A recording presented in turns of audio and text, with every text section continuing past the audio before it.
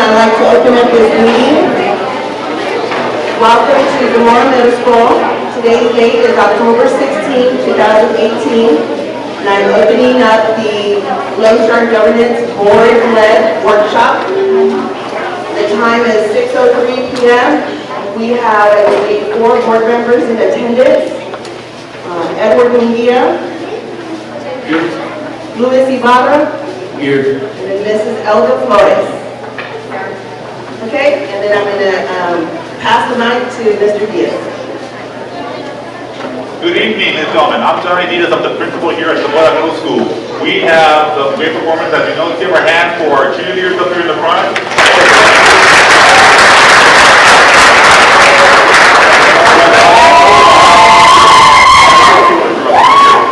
Real quick, what we're going to do right now is we also have our awesome Jaguar band. They're going to do a little presentation. If you were to join us outside through those double doors, they're going to be out there in the outside to do a quick 2 or 3 songs. If you'd like to join us outside, please. We'll be out there and then we'll come back in for that part.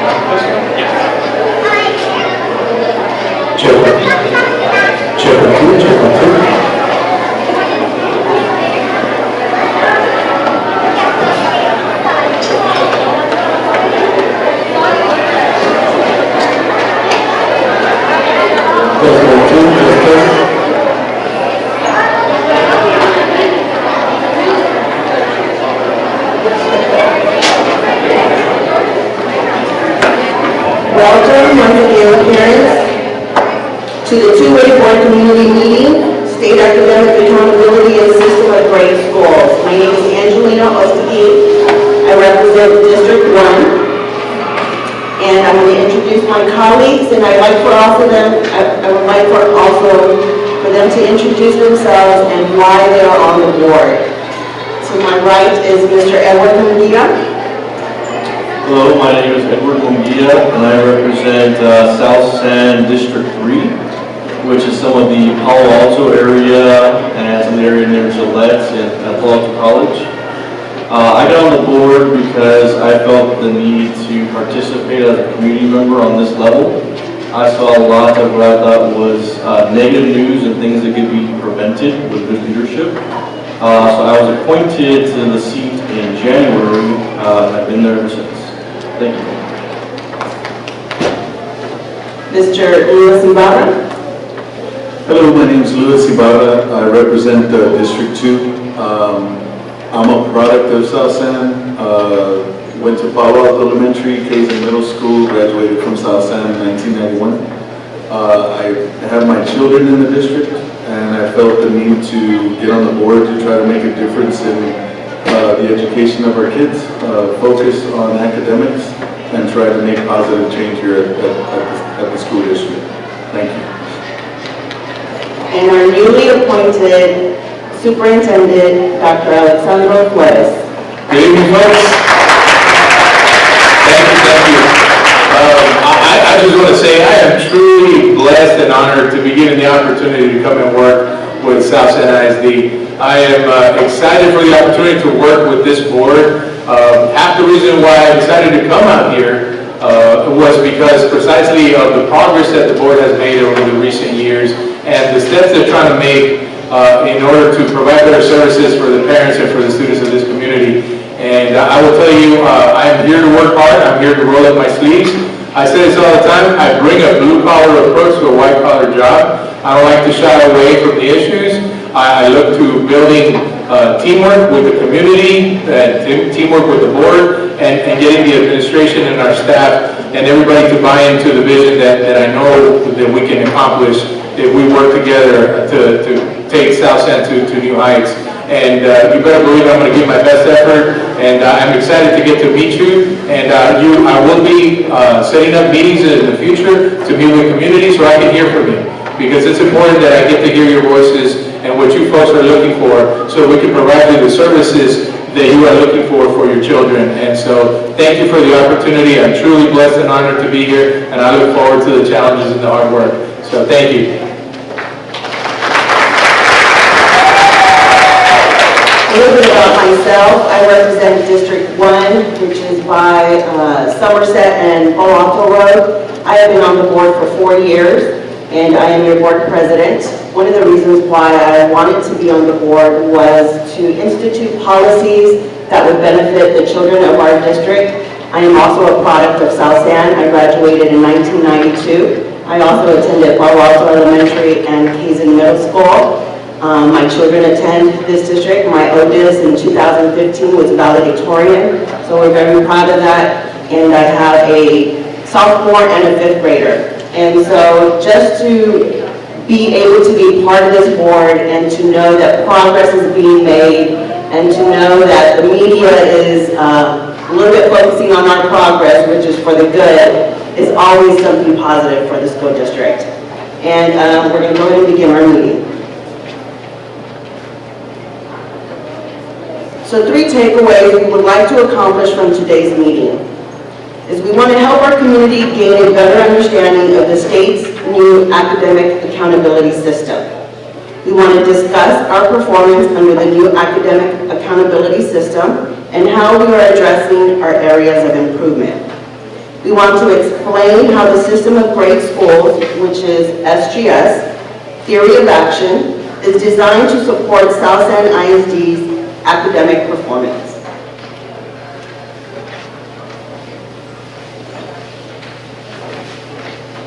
And so today we wanted to provide you just our classic definition of what accountability is. And so you can read that here. It can be defined as the act of taking responsibility for the performance or actions of individuals or organizations.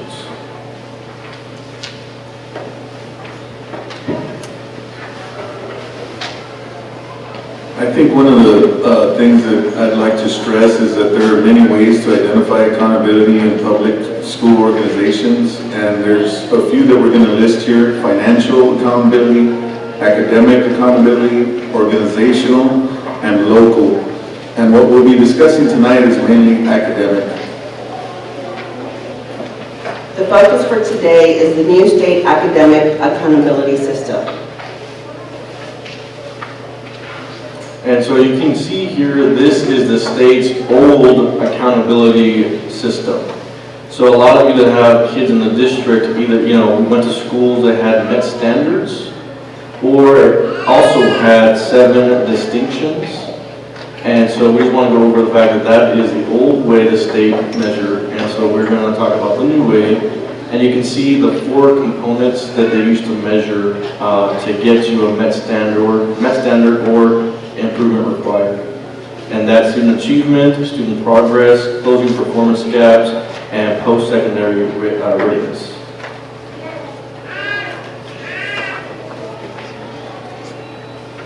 The new accountability domains are now condensed to 3 areas.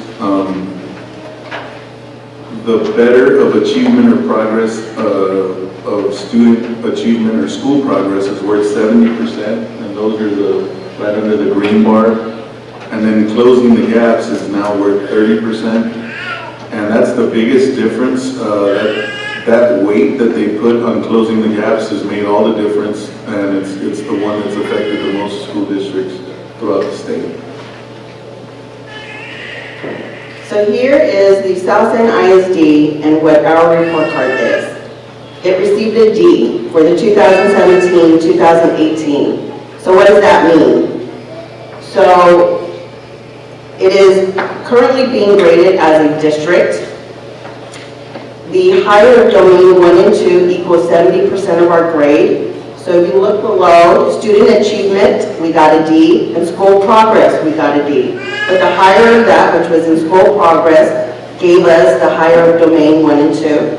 And then closing the gaps, which is domain 3, is 30% of that. So now we're going to go into detail what that means.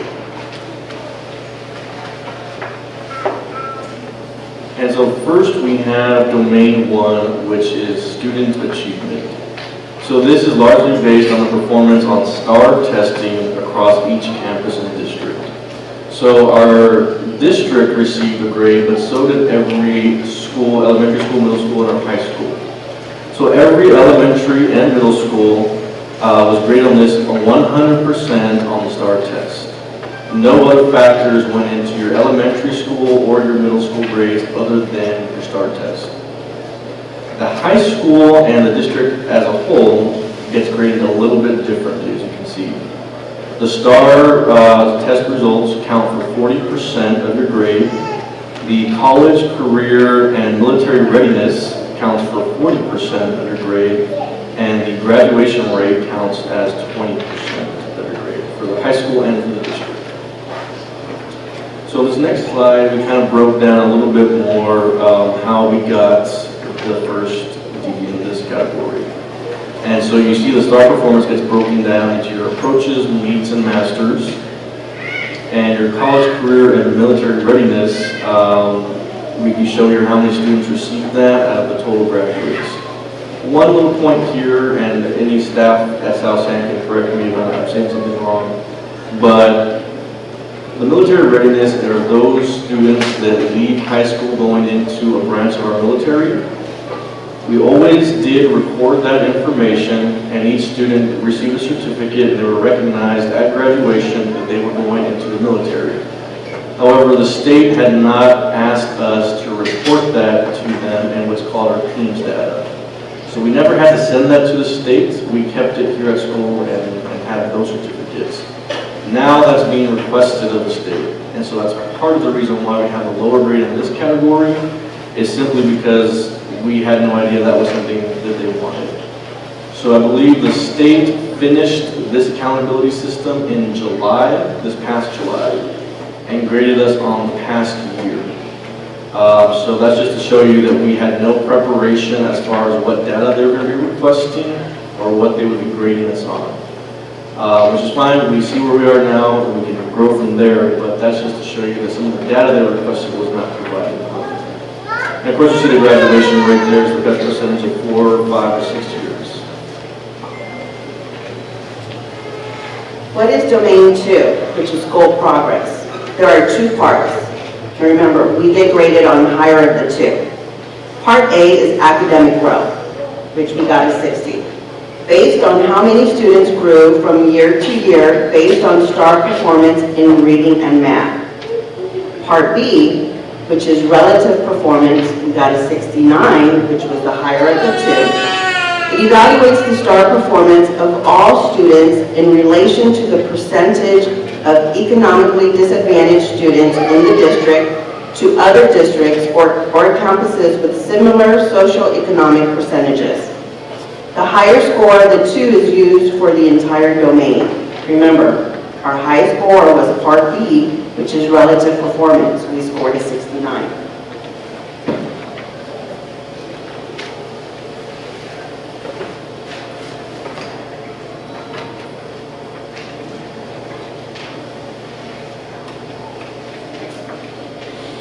Okay, the next part, what is domain 3, closing the gap?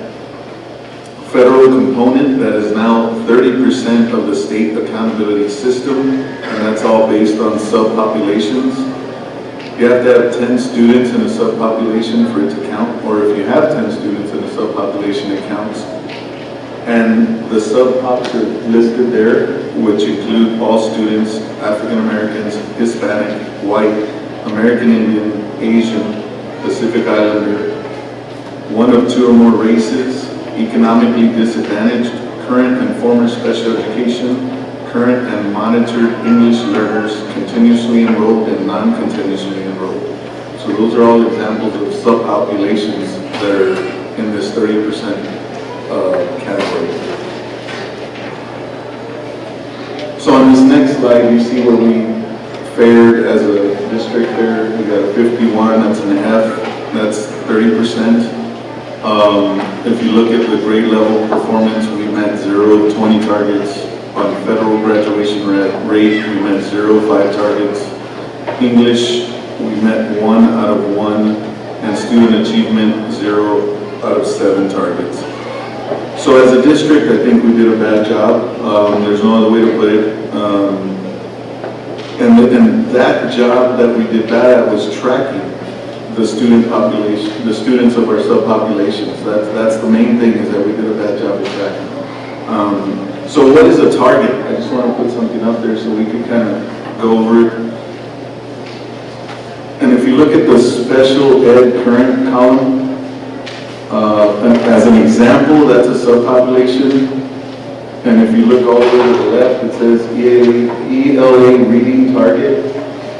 Go across and it's under special ed current, it says 19%.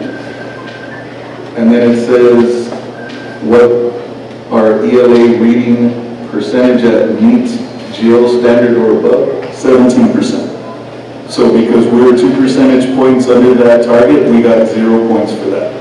So that's just an example. It's not that we were off by much in a lot of categories, but we were off and we get 0 points for it. So that's what a target is, and those are the ones we missed. We've done a better job already of how we're tracking, and we have processes that are already in place to do a better job at meeting all the targets so that we can be on track for domain 3. How are we planning to improve?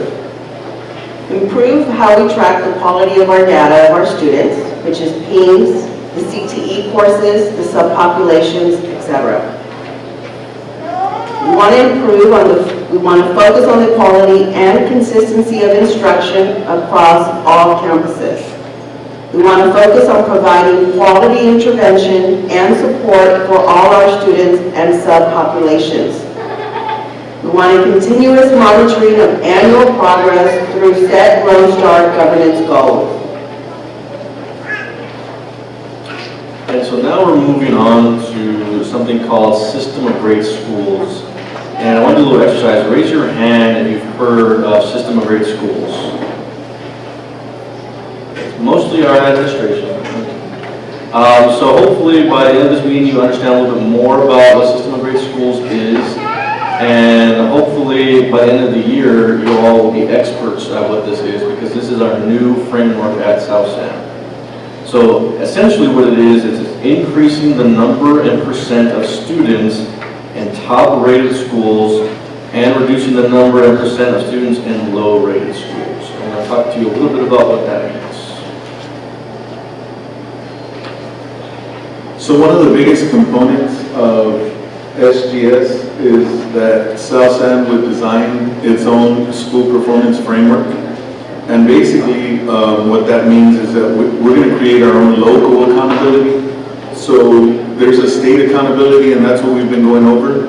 And what we'd like to do is develop a South San standard, a standard that's above the state standard, and where a lot of other things are measured besides just STAR test and those type of things. And the school performance framework is going to give us a way to rate our schools. And South San has already begun that framework, and we'll be monitoring that. And some of the things that are associated with that is Zamora Middle School is an example. It's one of our academies that was opened up under System of Great Schools, and all three of our middle schools are now academies. Another great thing I think that comes with it is we foster a school autonomy. So at the campus level, we're trying to give our principals more control of the campus. And so that comes with training and developing the principals and the staff, and then holding them accountable to the standard that we set at that campus. And so there's a lot of great things under System of Great Schools, but the school performance framework is the key to getting us there. So if you look at this slide, you see 4 things that they talk about under the school performance framework. You see the managed school performance, the expand grade options, improve access to options, and foster school autonomy. And so I'm going to explain those. So lever 1 is managed school performance. That means to establish a local school performance framework for all the campuses, regular school performance reviews, and planning processes. Lever 2, to expand grade options. That means school actions connected to the SPF, which is the school performance framework. Conduct a regular call for quality schools. Create and grow innovative schools and programs, which are our academies. Lever 3, to improve access to options, which is build and launch school chooser, tools and supports, design and implement a unified enrollment system. And I know that we all went through the online enrollment this past school year, and it's just going to get better each year. And then lever 4, foster school autonomy. Maximum resources are distributed to the schools, decision-making responsibility at the principal level, student-based budgeting processes. And here are just a few points to consider when we talk about our accountability system. It's the A through F system is extremely complex, and it is something that is far different than what we've had to report to the state from before. Yes, we have to own the failures we have in it, but let me also ask you this. Raise your hand if you think your child's success is only through the STAR test. Okay, good. There's not one parent in here or one community member that thinks the STAR test is wholly indicative of their child's performance. We don't think that either. The state puts a lot of effort in that, and it puts a lot of weight in that, but we here at South San know there's much more to children's success than a test, than a state-issued test. So regardless of any kind of grade issued by the state, we want our community to know that we're going to be focused on providing a high-quality education that far exceeds the limited parameters of the state. That is something we're going to achieve through System of Great Schools. That is something we want your input in as a parent and as a community member. about what you want to see us grade children's success on beyond the STAR test.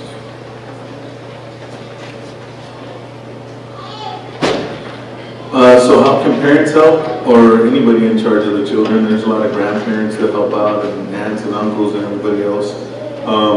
The first and foremost, make sure you send your students to school every day. That is so important. It's important for funding reasons, but it's also important so that the kids don't get a step behind. Participate in community meetings like tonight's, and then give feedback. Whatever that feedback may be, positive, negative, it doesn't matter, we need to hear it all. Monitor student grades on the parent portal and follow up with teachers as necessary. So keep up with your kids in school, talk to the teachers, principals as often as you can. Read to students every day, or have students read every day. I know how hard that is. I got kids at home and it's tough to keep them reading, but that's the best thing that you can do. Reading is the basic foundation for all other subjects. Math, science, and everything else. If you can read, you can do all the other things. Ensure students keep up with their homework. That's a big one as well. Download Blackboard messaging app, and don't hesitate to ask questions and seek support. And that means support from anybody. Call the board members. We'll have our emails up and posted on the website. So if you have any questions or concerns, you can get a hold of anybody. So at this time, I'd like for the parent facilitators to raise their hand. Great, thank you for volunteering. For the parents and community members that see those hands raised, I'd like for you to gravitate to an empty seat next to them. And I want the parent facilitators to ask your individual sitting at your table, what are the 3 takeaways from today's message?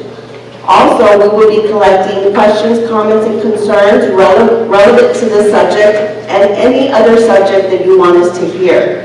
We will come back and we will answer those questions that are relevant to the subject today. We will vocalize the other questions, comments, and concerns and get them to the appropriate department to answer their questions as well. And the board members that are on the panel will also be going to a table to help facilitate roundtable discussions.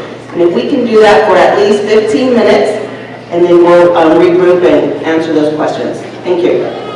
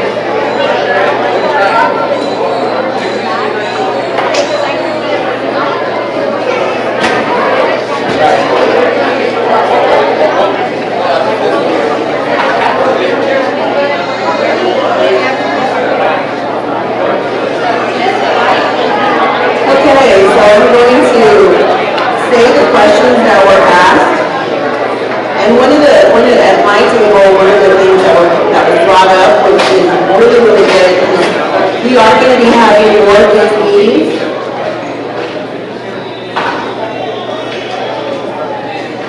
The next one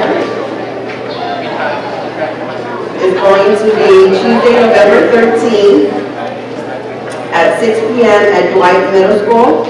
The topic is going to be the Lone Star governance, and the trustees there is going to be myself, Mrs. Prado, and Mrs. Guerra. Okay, so let's go through those questions. One of the things that at my table, what they suggested next time is there was a lot of information given, and we do have a microphone, and I could have opened it up for questions as each of us was presenting slides, because I know at the end, and then we get together, some of those questions came left, and it was kind of hard to recall based on the slides because they're not up.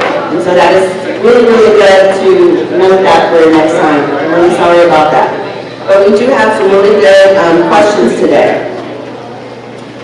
So how will the district improve funding so that we don't lose teachers, officers, which is our security? We see a lot of issues around our elementary school pertaining to traffic issues that can put our children in danger.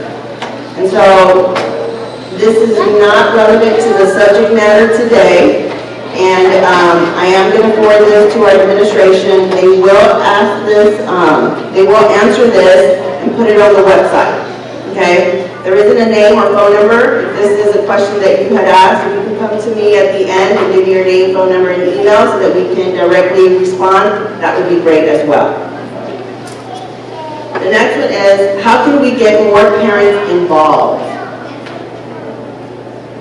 As a parent, we live very busy lives. And so that's the question for all of us. How can we be more involved in this society when we have so many things going on? It's just really prioritizing what is best for you and your family. Getting involved first in the classroom. If you have kids, ask the teacher, how can you get involved? Ask the principal. And I'm sure that they will gladly give us many ways to be involved. And so I think it's a choice for each and every one of us that are parents to decide how much we can be involved. Okay? And then, Edward, you have some? Well, I just want to share some of the things we talked about at our table. It was very positive. It was a lot of information. But if this district if it's been said of this district that we have not been transparent, we are trying to fix that.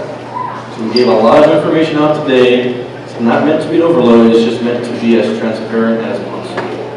And so one recommendation, I should say, that our table made was to make the school district website a little bit easier and more user-friendly. I see a lot of nodding heads, so I think folks agree with that. And so there was a really good conversation. We talked about system of great schools and what that means at the school level, and how your principals are going to be held a lot more accountable, because the principals and teachers hear and see y'all more than the superintendent does, than any one of us up here do. So they know more about what you're wanting for your children than we do at that level.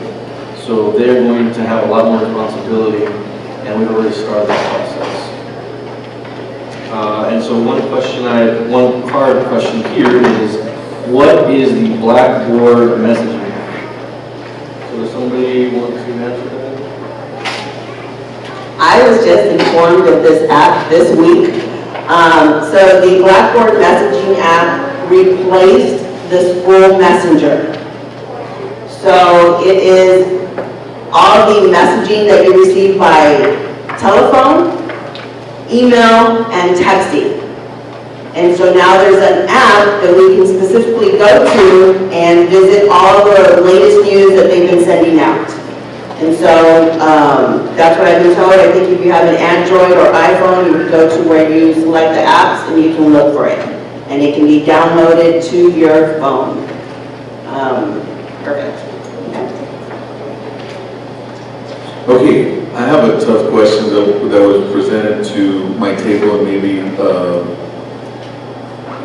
Superintendent, Chief Academic, whoever wants to answer this. On accountability, how are you holding principals accountable for the results that we kind of went over today? And that's a great question. And so it really is, when you talk about accountability, that it really is, we are charged with the performance of all of our kids and the growth of all of our kids. And as leaders, we are to hold ourselves accountable for what is happening with the performance. So what you can expect from us is that if, plain and simple, if the campuses are not performing, then we definitely need to take another look at the leadership that we have. But before we do, we need to offer those current principals the opportunity to grow, the opportunity to lead, the opportunity to have our kids perform before we make any of those changes. Me coming in new into the district, I'm still learning the names of them.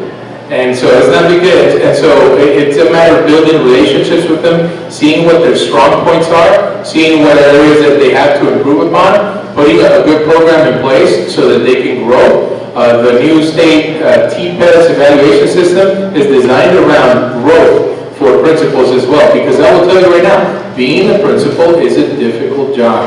They get squeezed from the bottom by the parents, by the kids, and the staff, and then from the top also from central administration and whatnot. I'm not making excuses for them, because this is the job they chose to take. This is the career path that they wanted. They could have been engineers or astronauts, whatever they wanted to be. It doesn't matter. They chose to be principals, so do they have the heart for it? Is this a calling of theirs? And if it is, they're willing to grow. And if they're willing to grow, that means that they're willing to listen and willing to change and adapt. I say this all the time. If they have a good attitude and they're willing to adapt, then there's an opportunity for them to have a seat at the table. If the people don't want to grow, and they don't want to adapt, and they want to keep to their ways, then maybe this may not be the best place for them. And I'm not trying to be, to warn anybody or to pose a threat to anybody, because it's not meant to be that way. What it really is meant to be is that we want the right people on board if they're going to be responsible for teaching our kids and ensuring that we have the right teachers in place. Anybody who's involved in public education has to consider this a calling and not a profession. You don't just get in here just because you want your summers off. You get in here because you want to make a difference for kids so you can offer them a better life, especially if we're stuck in cycles of poverty. And that we can't. This is generational. And we want better for our kids. Everybody that's in this room, I thank you because you're here, because you care about your kids. That's already half of it. You're doing your part. Now you're entrusting them to us. That is it. Now we have to do our part to make sure that we help them aspire to more.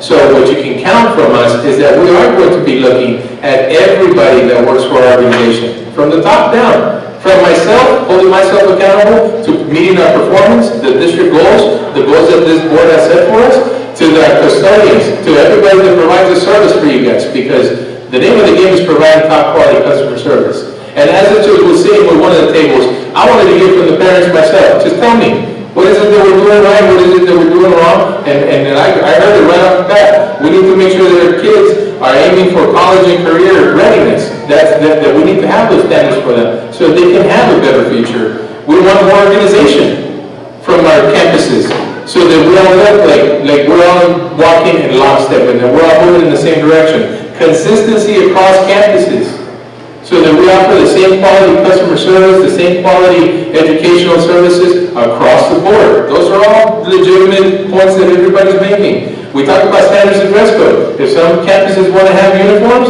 then let the parents decide. Let them have a voice so that they can talk to us. If this is what you want to see out of this campus, then why not? It doesn't have to be a district-wide approach. We have to listen to our community if we're going to make a difference. And so it's important that you guys, by being here, you're already doing half of it. And what you can count from us, even, I commend this board because they're coming out here and putting themselves in front of the firing squad, so to speak, all right, to have to own up to whatever it is.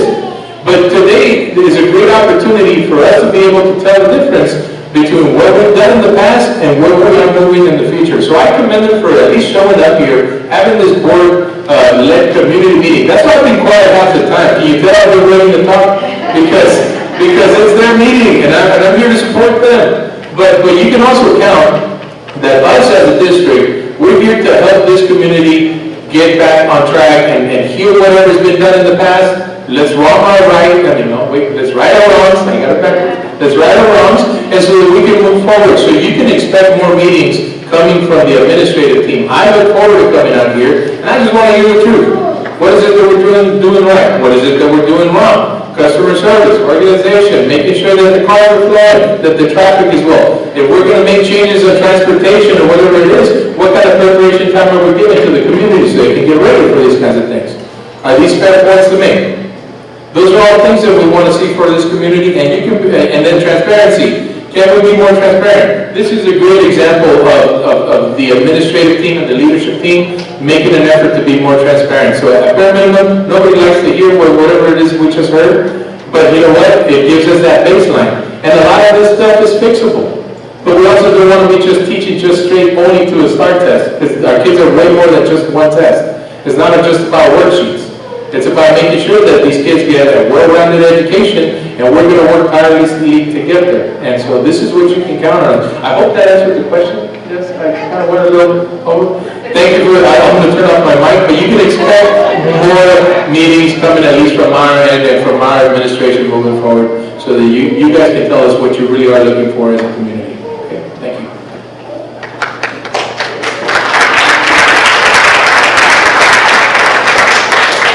Okay, so let me kind of backtrack and kind of tell you why we decided to have these meetings. Has anyone here ever attended a board meeting? Wonderful. If you've ever attended a board meeting, I'm the board president, so I set up the agenda. We do have a 30-minute section for public comment. And in that public comment, each individual has 3 minutes to speak, to comment, to question, or to say, either relevant to the topic of the agenda or anything else. But here's what happens. The board cannot respond. We cannot say anything. And so it's just part of the meeting. And so a lot of individuals become frustrated because there was no feedback at that given moment. And so administration does reach out to the individuals and try to help answer whatever frustration or comments or concerns, but it wasn't immediate. And so part of the Lone Star governance, the framework that this new board is undertaking, is to have these kind of meetings, to have that two-way engagement, so that we can go and speak to you in a topic of discussion and get those questions, and that's what we're doing today. So we're planning as a board to have more of these meetings. We have one coming up in November, but we will be having more in the coming years, so that we can be as transparent as we need to be. Okay? And so I'm going to ask 2 more questions. It's a question, but it's more of a comment, and it's not relevant to the subject, but I'm still going to say it. It says, how to encourage my kids to put their phone away and grab a book. Just a topic I'll be interested about for a future parents meeting. And then another comment, it was nice meeting the school district's board. This is my first time attending. It was very informative as how our kids are doing in school, and let us parents know how to help them and the school district improve. And then another question is, D sounds pretty bad. It is bad. Is a B your new goal? I think for myself, and I think I can speak for all board members, B is not our goal. It's an A. Okay? But the next question is a B even possible? I think if we work together, parents, community, board, admin, teachers, principals, I think if we work together and make our goal an A, we can succeed together. It's not one individual, it takes a village. It takes each and every one of us doing our part to get to that. Okay? And then, Edward? This question is, what are the plans on how, as a district, we will improve our accountability grade? How soon will we begin to implement this plan? Ms. Osteen, could you go back to this slide, please? I just want to touch on this real quick.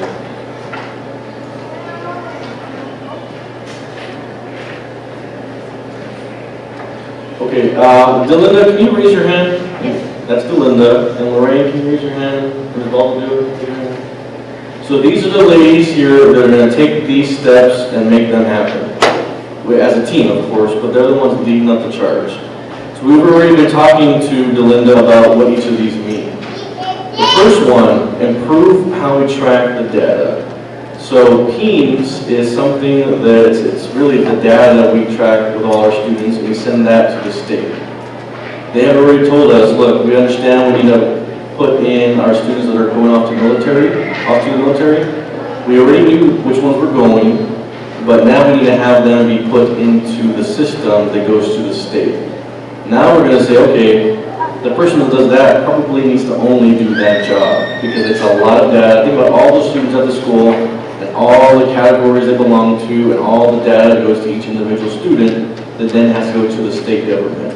That is a large job. That person should probably only be doing that job, not making copies for principals, not attending to student needs. They probably need to just do that. So that's something we've already been talking about.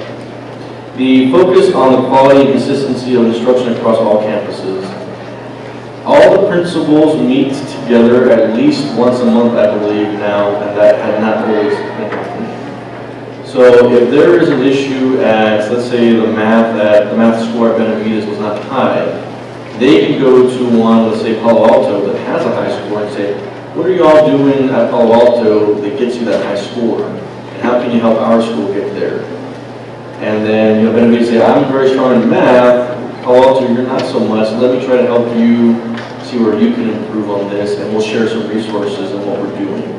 That's something that's going to foster the consistency and the quality across all campuses, and that is something, an initiative that Linda helped put together.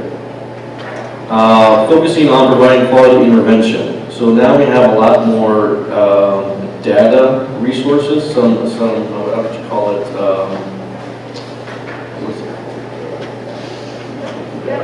Basically, we're tracking students' success on all the TEKS for every individual student. So if your child is not doing well on, let's say, TEKS 1, subcategory 2, we can see exactly where they were not performing well before, that's what it's called, before. And so now we can go to the intervention specialist and go to that student and say, okay, we're going to work on this. I already know what you need to work on, because I can see that here in the data. Now we're also tracking student reading goals. So your student reading level in 3rd grade, starting from now all the way through their career at South San, we will be able to tell the growth of their reading each individual year and each different category. So that makes it a lot more narrow focus that we can talk to say, okay, I can see in 3rd grade, you didn't do comprehension very well. 4th grade, you didn't do it very well. 5th grade, we're going to get you the comprehension. If your child goes from 3rd to 4th grade, they have access to that data, and they can say, okay, in 3rd grade, this is where you weren't doing so well. This upcoming year, this is what we're going to work on to make sure you do well. That's stuff that we have already purchased, and we're starting to implement this year. So that's already happening. And that's part of the continuous monitoring of annual progress through our Lone Star governance goals. We have goals that are set every year, and we have to meet those goals, and we're grade ourselves on that at the board level too. And so very soon, you'll be able to go to every individual teacher in South San and say, what is our student outcome goal? They'll be able to tell you, because that's going to be what they live and breathe every day. And these are high goals for our students. So those are some of the things that we've started to do already that I think will help us fare a little bit better the next time around. Second question here is, what other plans does the district have on student retention? Very big topic. As we know, funding for the school depends on the number of students enrolled at the school. And so what we've tried to do was the middle school academies. Do we have any parents of middle school academy students here? No, okay. That's one program, or one thing we tried to do. They gave parents and students choices at the school that were not offered before. So you have Zamora, which is your health science focused middle school. Dwight is your STEM focused middle school. And Shepherd is your fine arts focused school. And each of those has a pathway into the high school. So they have that academy at middle school. By the time they get to high school, they already have a natural progression into high school with that background. That's going to make them a stronger student in that category, and and they'll already have an interest built in there. So that's just one example of what we're trying to do to offer newer things for students that keeps them here at South San. Mr. Ybarra, do you have any questions or comments? There's one here that says, is there a mid-year review to see if there has been improvement? And I know we do mid-year testing on reading, math, and then, so those middle of the year tests are given at every campus, district-wide. Is there a specific, I don't know who asked this question, but is there a specific subject that you were asking about on this question, on the mid-year review, or is there a more specific answer that you're looking for? Because we do have several mid-year, we do beginning of the year, middle of the year, and end of the year testing for all core subjects. But do you need a more specific answer, whoever asked this question? Okay, second question is, what is considered passing for performance and subpopulation scoring?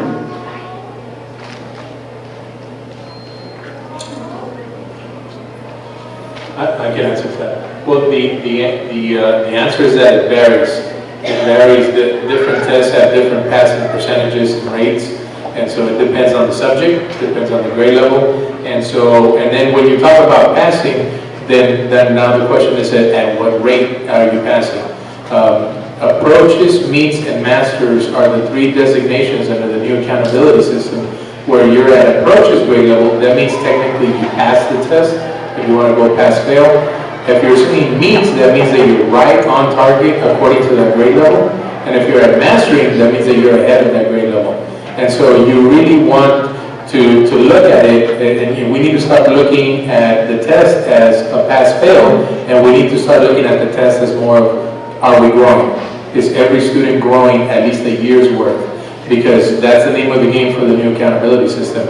If your student grows a year, then they met that expectation. If they can grow past the year, based on the performance, then that's exactly where we want to get our students so that we can catch up the ones that are behind, and then the ones that are ahead to stay ahead, because it's not just about teaching to the middle of the road and can we get enough kids to pass. It's about at what degree can we get them to pass, and then can they grow at least a year's worth every year. If every teacher does their job the way they're supposed to, then our kids should be able to catch up the ones that are behind. And if the ones that are ahead, they should stay ahead and not get stagnant based on that. So I hope that answers this question.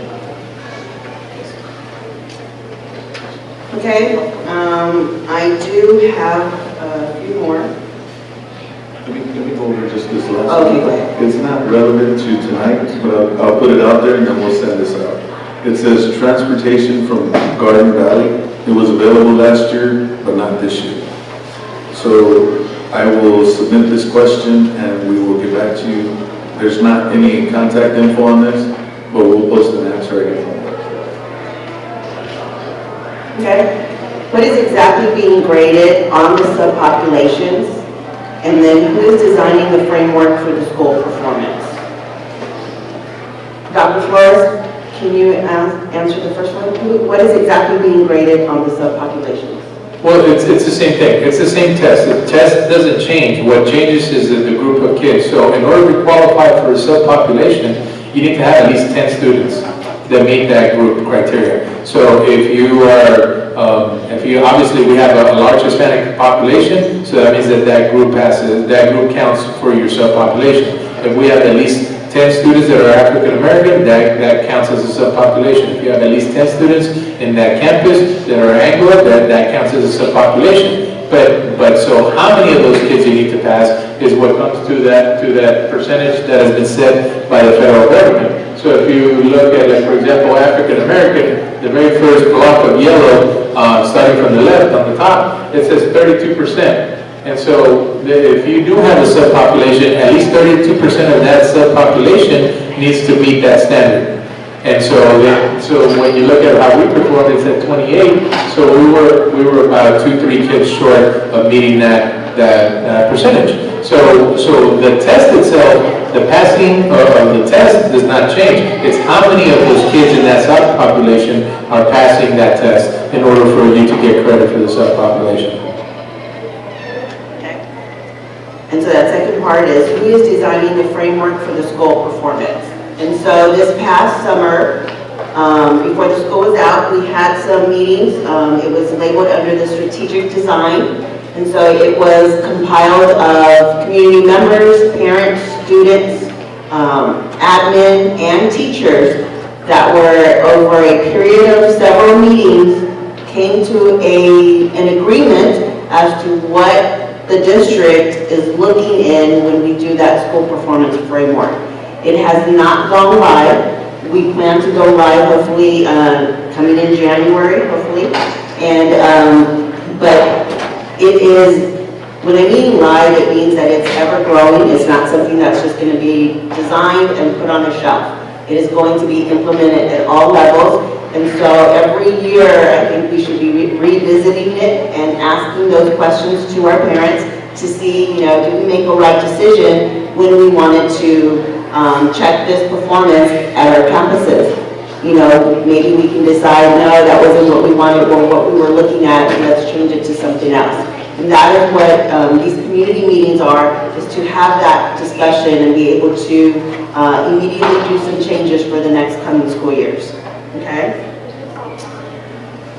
All right, next question. What are your thoughts on improvement of security of campuses? And so this is not relevant to the subject today, but it's a very important issue, and I will forward it to admin. There is no name or number or email behind this, so if this was one of your questions, you could please come to us at the end so that we can get that information to you. And then I do have one more. What specifically are you going to change our grade? And so I think Dr. Flores has touched on that it is not only monitoring each subpopulation, but making sure that we have the right people at the right place, you know, as far as teachers and principals, and making sure that everyone is consistent. And first of all, that they have a love there to be there, to teach our kids. And so once we establish that, then we can go in and delve in and start making some changes. Okay? Edward, do you have any more? I have a few here they're not on the topic, but I'm going to read them, and if this is yours, you can come up and write your name. But one is, how can high school students have the option to be in other elective paths while following the associate's degree plan? That's a very good question. The associate's degree option is very good at our high school. But we'll have somebody answer this, and if this was your question or you'd like to know about it, you can come and write your name back here. We'll make sure to have someone from administration answer that question. Another one, what are some free options for students during the summer? Very good question. It says here, are there summer camps or other sessions like arts, music, or science? We can be sure to have that answer as well on the website. And that might be an external partner that helps with that as well. And here's a really important one. It says, we notice parents are very involved at the elementary school level, but the parent involvement decreases as the students move on to middle school and high school. I'm not sure that's true for you, Lana, or your school team. But what can the school district do to get parents more involved at the high school level? That's a really good question. I'm not sure if I have a solution right now to that. But system of grade schools and Lone Star governance is going to depend on parent involvement at every level. We're going to want you to come in and tell us how we should grade your students, what options you want to see at South San, what can make the school district better. So you don't have to just go to the homecoming night to be involved. There's other ways to do that. You can get in contact with your principal, let them know if you want to be more involved. Or you can come up to any of your elected board members and say, hey, I have this idea about how to get parents more involved, or maybe we do this at the high school, we can get this result. So again, this is yours. You can have your name up here and we'll make sure to get you a final answer to that question. All right, I do have 4 more. Mr. Brown, do you have any? Okay. So, here we go. How can teachers provide quality and consistent education when they are faced with extreme behavioral issues in the classroom? And most of the time, they don't have assistance from their school administration. I'm going to forward this to Dr. Flores. I was writing notes, folks. I'm sorry. What was the question? How can teachers provide quality and consistent education when they are faced with extreme behavioral issues in the classroom, and most of the time they don't have assistance from their school administration? Well, I mean, obviously that is one person's perception. Let me put it this way. Teaching kids in this day and age is becoming more and more difficult. There are more and more kids that are qualifying for special ed services, that are coming with emotional disturbance, that are coming with all sorts of issues that create disabilities. And the way that the federal government is working on how we're supposed to educate kids is to integrate them into the classroom, which, yes, we understand that that's a very important aspect of integration, because we don't want kids to be singled out. Yet at the same time, when you have kids that have high degrees of special needs integrated to the classroom, it creates for a lot more chaos that could potentially happen. So it is important that we have the right supports when we provide the right type of assistance, whether it's through paraprofessionals that are in the classroom to work with those kids, or whether it's teachers, better preparing teachers to be able to address the needs of all sorts of learners with many diverse needs. So in many ways, the profession of teaching really has become more and more difficult as time passes, but that still does not give us an excuse. This is what makes public education so great, that everybody has a right to it, and a right for free access to public education. This is what it makes America so great. So for us, it really is about ensuring that our students that have special needs to be provided with the right supports, and that we get our teamwork together as a group with teachers, administrators, and paraprofessionals working together to be able to provide the quality resources with limited means, because that's also what gets in the way. Well, I wish we had more resources to provide, to give every student that has special needs a one-to-one, somebody to just walk with them and be with them all the time. Unfortunately, that is not economically feasible. So this is why the law gives you certain leeway on that, and so we have to work within those constraints and parameters, but it does not mean that we're going to stop trying to improve the quality of the services that we provide. So it's always about getting feedback about what's working and what's not in our campuses, so that all of our kids get the necessary education and the education that they rightfully deserve. Okay. More specific information on how to improve quality in schools. What are you going to do differently to help the students improve in academics? I think that we've answered this question. Colleagues, do you feel that maybe it can be added to it, or do you think we answered it? Okay. And then, this is not relevant to the subject, but I'm still going to ask it, and then we'll get back. It says, how do we work with alumni and parents about drugs on bullying? Comment, there is no working with parents on drugs and bullying. This was one person's perspective, and so that's what her concern was. And she did leave a name and number, and we'll get back to her on that. Board goals. Why are the board goals so low? That's a very interesting question, because as a board, we took time in figuring out what our student outcome goals are for the district. And I want you to know that we have set those goals at mastery level.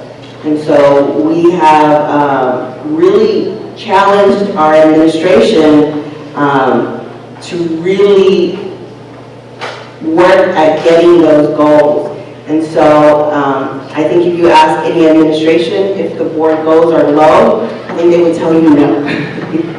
And so we believe as a board that if we work on the mastery, that every other population, the approaches and the meets will automatically increase, because we are gearing our teaching to help all individuals. And so that's my answer to that. And then, how can we train teachers to discern between students that ask questions because they want to learn and those who don't? And I think that is something that is called PALC, that these individuals, these teachers or parents can recommend to their principal so that they can have instructional learning. You know, for instance, October 22nd is no school. Yay, I know the students know that, I know the parents were aware of that. And so it's a professional learning development day for our staff. And so if you feel that maybe your child teacher is needing some improvement in certain areas, something you can recommend to the principal, and maybe she can have a discussion or a learning session around that for the whole campus. And these were all the questions and submissions that were given, but we do have a microphone if you have any other questions, comments, or concerns that you'd like to address to us. We are here and we are at your disposal, and so the microphone is open.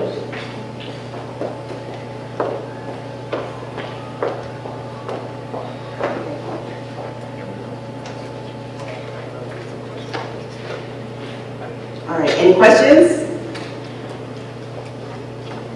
Yes, ma'am. This is Granada. I don't so much have a question, I just have a comment to make. I was part of strategic design myself and mom over there. I was a former employee of the school district, and I just want to say that I know that y'all are headed in the right direction. And I am not a product of Southside, but I do claim it, and I believe in it, and I have faith in what y'all are doing, and I'm just looking forward to seeing the end result. So good job. Thank you. Thank you.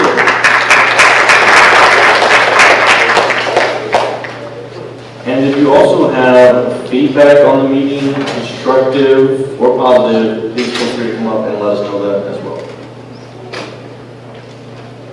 Okay, while someone comes up to the microphone, I did receive a last submission. There is a difference in dealing with special ed or needs children and dealing with spoiled students. Those kids are the ones making it difficult for teachers.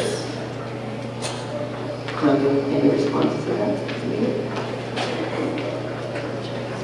All right, so in summation, I hope that you take away from this meeting that all parents, community members, board, admin want to do right by kids, specifically for this district, for the South San ISD. And I hope that that you be involved and that you come to other meetings, and because we're wanting to be transparent. We want to be available to answer those hard questions. We want to be available to see progress at every campus, and we want to be available to you. And so I'm so sorry. Usually I bring my South End business cards. I didn't bring any of my business cards today. But if you have a pen and paper, I'd be more than glad to give you my phone number.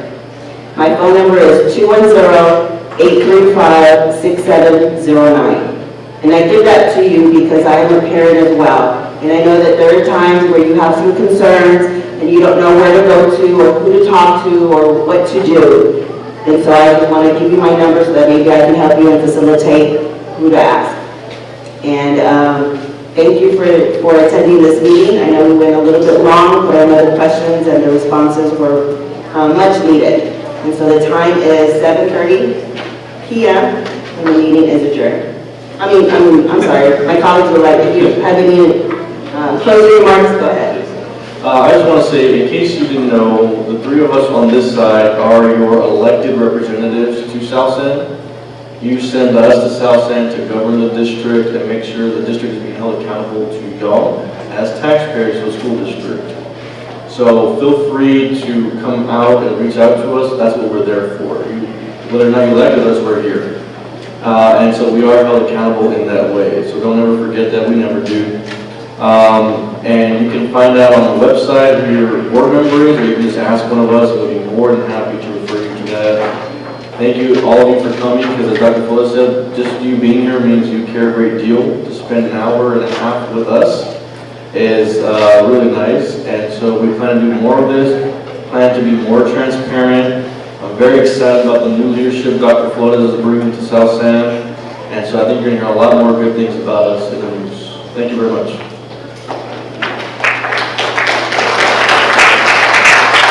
I just want to say that I hope that this is the beginning of something that continues to evolve into a partnership with the community where we take y'all's input and responses and give y'all some feedback, and together we come with the best decisions to move our district forward. I know we've gone through some tough times in the last 2 years. You know, we had to close a couple of campuses, and we had some transportation issues, and all those things are tough, and they're things that we have to deal with. But I think opening it up in a forum like this where it's all transparent, where we can all talk and have an opinion about it, and at least express yourselves and your feelings, I think that's the way that the district moves forward in a positive direction. And through these meetings is where we can come up with ideas in situations where maybe we didn't have them before. So I think that the benefit of these meetings is where we can come together and get great ideas and try to push our district forward in a positive manner. So I thank everybody for coming out tonight and giving us your time, and hope to see you at the next one.